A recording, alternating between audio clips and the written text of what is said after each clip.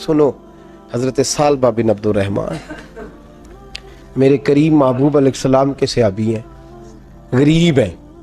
غربت بڑی اعلیٰ چیز ہے، ہاں غریبی بڑی نعمت ہے، یہ آزمائش ہے، اس میں کوئی شک نہیں، لیکن قیامت والا دن پتہ چلے گا جب غریب چھلانگ لگا کے جنت میں داخل ہو جائیں گے۔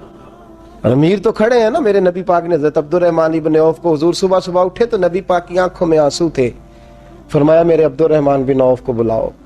حضرت عبد الرحمن بن عوف آئے تو حضور نے سینے سے لگا لیا، نبی پاک کھول کے روئے، یا رسول اللہ حضور کیا ہوا؟ فرمایا عبد الرحمن رات میں نے خواب دیکھی ہے، سارے جنت میں چلے گئے، تو پیچھے رہ گیا، تو پیچھے رہ گیا، میں کھڑا تیرا انتظار کرتا رہا، میں تیرے بغیر جا نہیں سکتا تھا، پھر تو آیا ہے تو تیرا سارا وجود پسینے سے بھیگا ہوا تھا۔ حضرت عبد الرحمن ابن عوف تڑپ کے روئے، قدموں پہ سر رہا، حضور میری غلطی۔ فرمایا یار تیرے پاس مال بڑا ہے، تجھے حساب دیتے دیتے لیٹ ہو گئی، تیرے بیگ کھل گئے، تجھے حساب دینا پڑ گیا، تو لیٹ ہو گیا، میں پریشان ہو گیا۔ حضرت عبد الرحمن ابن عوف نے 100 گھوڑا مال اوپر رکھ کے حضرت عبد الرحمن نے حضور کی بارگاہ میں پیش کیا، کہا یا رسول اللہ یہ۔ اور پتہ ہے ایک دن کیا ہوا؟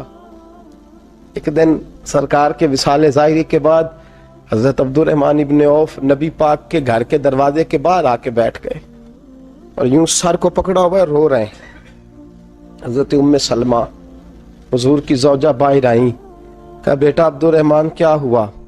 جب پوچھا کیا ہوا تو اور کھول کے روئے، کہا کیوں روتا ہے؟ کہا اماں جی جب تک میرے محبوب حیات ظاہری میں تھے مجھے بتاتے تھے یہ مال نہ کما، یہ کم، میں حضور سے بات کرتا تھا تو حضور روک دیتے تھے، اب مجھے ظاہراً بتانے والا کوئی نہیں، مال کے ڈھیر لگ گئے ہیں، آج حساب کرنے بیٹھا ہوں تو حساب نہیں ہو رہا، سوچتا ہوں اگر میں پھنس گیا تو مجھے کون اس سے بچائے گا؟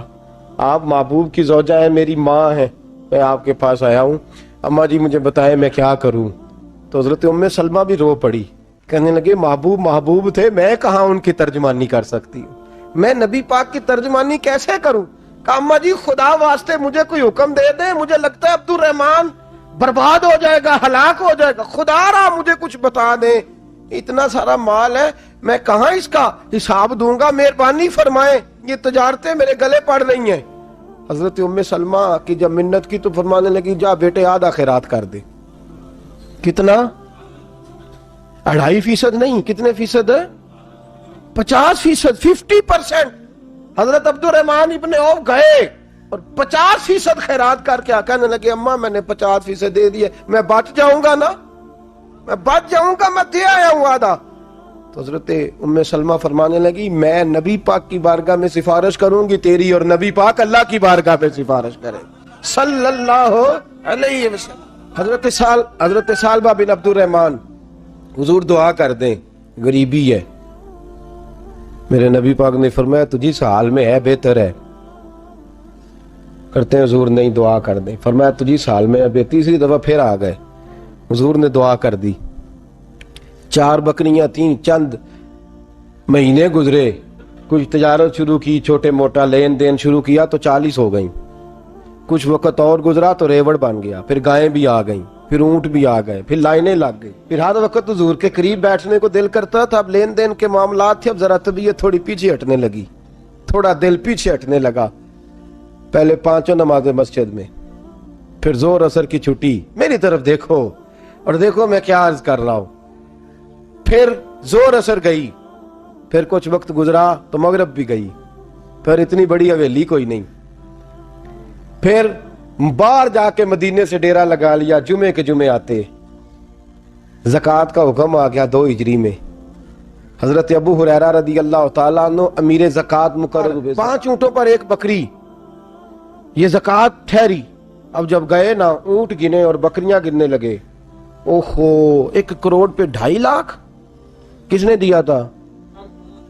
دعا کس نے فرمائی؟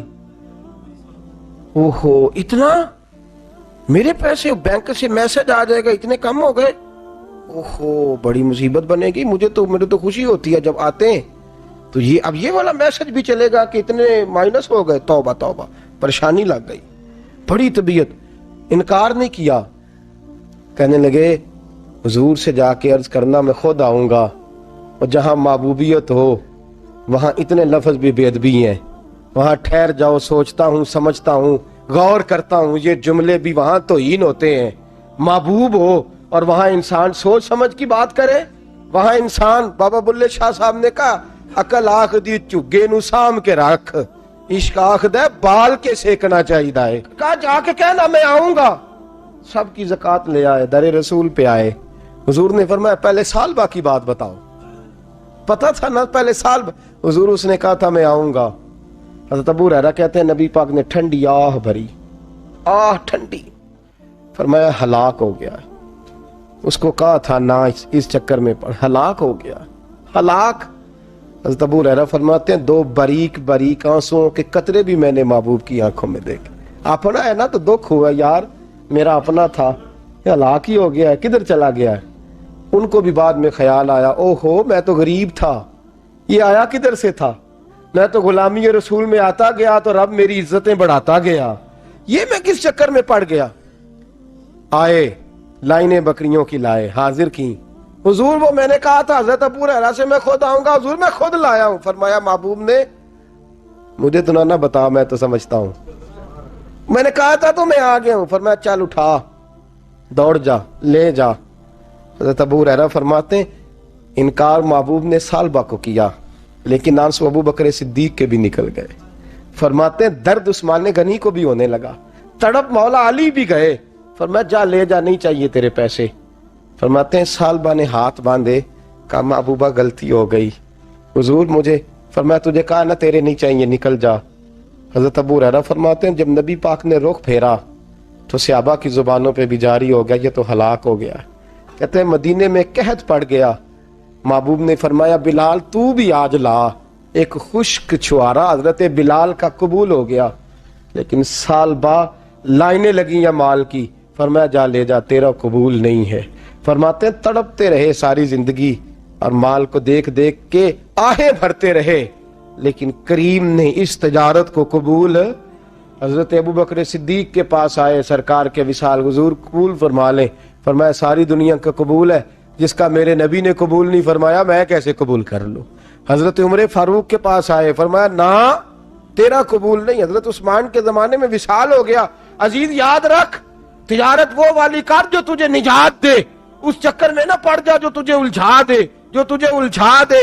قرآن مجید کی آیت آئی اقترب للناس حسابہم وہم فی غفلۃ معرضون، لوگوں کا حساب قریب آ گیا ہے اور وہ ابھی بھی غفلت میں پڑے ہیں، ابھی بھی 2 کے 4 اور 4 کے 10 کر رہے ہیں، حساب کا وقت قریب آ گیا۔ حضرت انس آئے مسجد سے، ایک صحابی مکان بنا رہے تھے، جھونپڑی تعمیر کر رہے تھے۔ حضرت انس کو پریشان دیکھا، کہنے لگے انس خیر تو ہے، کوئی نئی آیت تو نہیں آئی؟ تو جناب انس کہنے لگے آیت تو آ گئی ہے، رب نے کہہ دیا کہ حساب قریب آ گیا، تیاری کر لو۔ جھونپڑی بنا رہے ہیں، محل نہیں، جھونپڑی بنا رہے تھے، ابھی دیوار کچی مکمل نہیں ہوئی تھی، ہاتھ جھاڑ دیے صحابی نے۔ ادھر رخ پھیرا تو حضرت انس کہنے لگے کہاں جا رہے ہو؟ کہنے لگے بھئی میں حساب نہیں دے سکتا، میں مصطفیٰ کے پاس جا رہا ہوں، میں نے نہیں دیوار بنانی، بس بھئی میری اس دور سے بس میں کوئی نہیں حساب دے سکتا، میں کمزور ہوں۔ میرے رسول کائنات صلی اللہ تعالی علیہ وسلم نے، میرے دوستو تجارت کرو لیکن اس کو عبادت سمجھ کے کرو۔ اگر تمہیں چوک وہاں دکان پہ بیٹھے خدا بھول جاتا ہے اور سودا کرتے وقت رب و رسول کی باتیں تمہیں بھول جاتی ہیں، تو پھر تو تم وانتم موردون میں ہو، پھر تو تم غافل ہو۔